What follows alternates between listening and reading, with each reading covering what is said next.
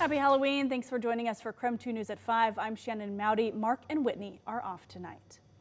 Well, you may be getting ready to get those trick-or-treaters out into the weather. Many of us doing just that this evening, and so we need to know if we need to bundle up. It looks like the rain has cleared, but it is pretty scary cold out there. Meteorologist Michelle Boss telling us everything we need to know for tonight. Yeah, temperatures very typical for this time of year here in the inland northwest. So luckily nothing frigid, but certainly not warm. You're going to need those layers as usual. Taking a look at temperatures across the region, we're seeing mainly middle and upper 40s. In fact, 42 right now in Spokane. Just so you know, it's not going to get any warmer than that. Sun sets in about half an hour, and so temperatures will probably slip a couple degrees over the next couple of hours.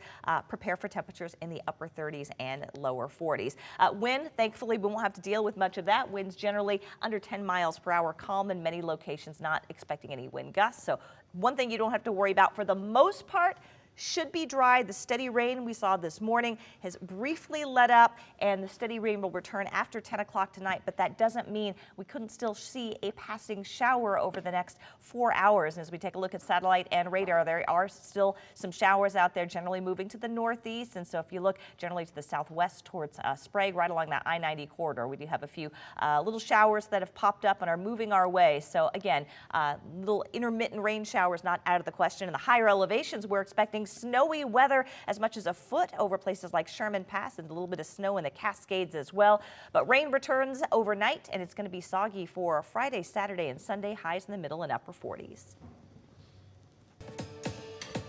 2 years after the Salvation Army took over and millions of dollars later, the Trent Resource Assistance Center is closing. Reporter Regan Gallo is there now to capture TRAC's final hours. Regan?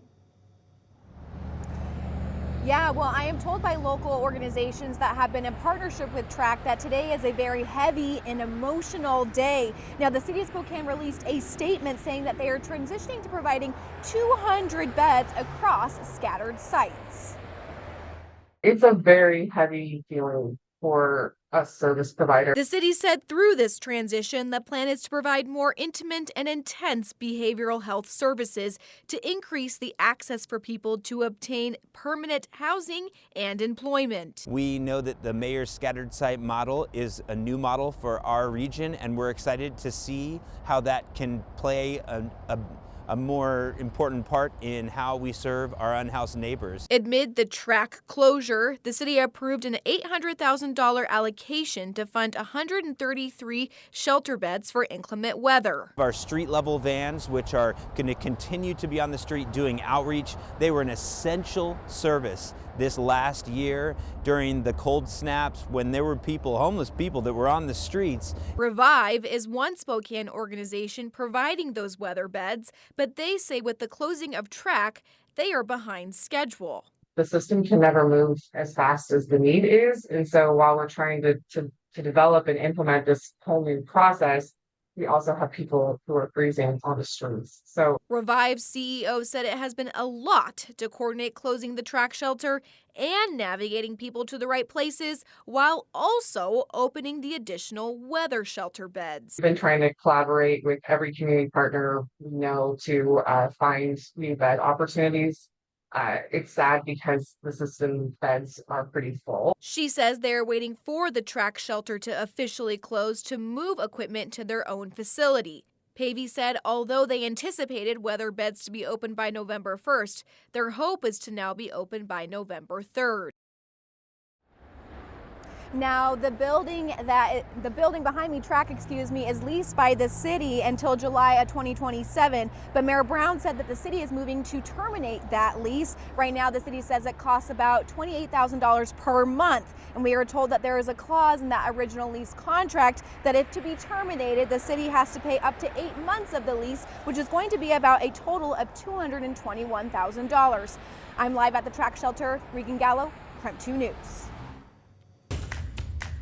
An arrest in the case of a man initially thought to have been killed in a bear attack in Montana. Dustin Jersom was found dead while camping nearly 3 weeks ago. Initially, a friend thought he'd been attacked by a bear. Further investigation revealed Jersom was the victim of what investigators called a brutal murder.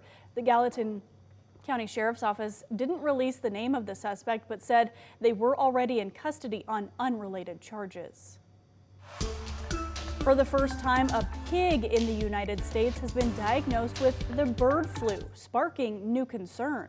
Federal officials say it was detected in a pig at a backyard farm in Oregon, where poultry tested positive for the virus last week.